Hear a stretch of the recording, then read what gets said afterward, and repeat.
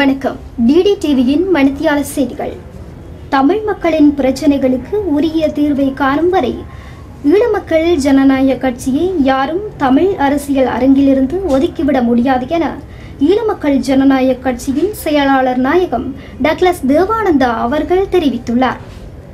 சற்று முன் யாழில் இடம்பெற்ற ஊடகவியலாளர் சந்திப்பில் கலந்து கொண்டு கருத்து தெரிவிக்கும் போதே அவர் மேற்படி தெரிவித்துள்ளார்.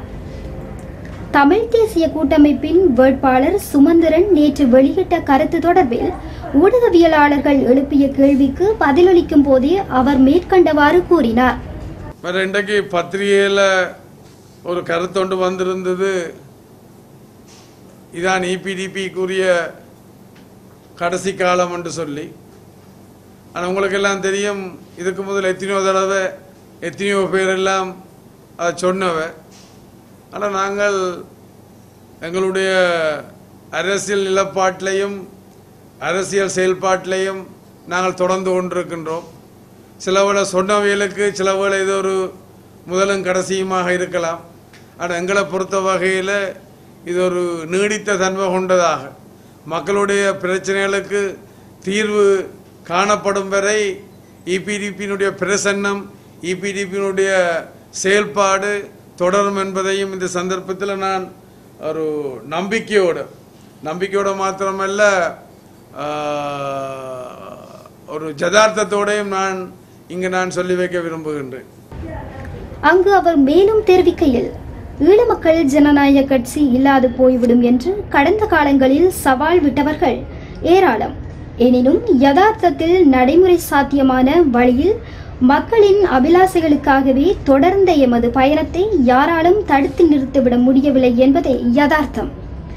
எனவே எனது மக்களின் பிரச்சனைகளுக்கு உரிய தீர்வை காணும் வரை ஈழமக்கள் ஜனநாயக கட்சியை யாரும் தமிழ் அரசியல் அரங்கிலிருந்து ஒதுக்கிவிட முடியாது எனவும் அவர் தெரிவித்துள்ளார். நடைபெறவுள்ள பொது தேர்தலில் தபால் மூல வாக்களிப்பதற்கான விண்ணப்பங்களை ஏற்றுக்கொள்ளும் இறுதி திகதி இன்றாகும்.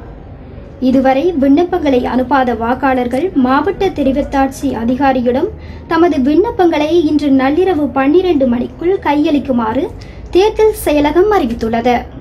தபால் மூல வாக்காளர்கள் பெயர் பட்டியல் பொறுப்பதிகாரிகளால் இம்மாதம் 22ஆம் திகதி உறுதிப்படுத்தப்படும்.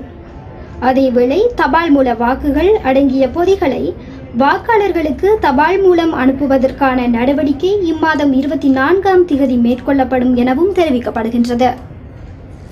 தாம் தொடர்ந்தும் சர்வாதிகாரம் மற்றும் ஊழல்களுக்கு எதிராக போராடப் போவதாக நல்லாட்சிக்கான ஐக்கிய தேசிய முன்னணியின் செயலாளர் பாட்டலி சம்பிக்க ரணவக்க தெரிவித்துள்ளார்.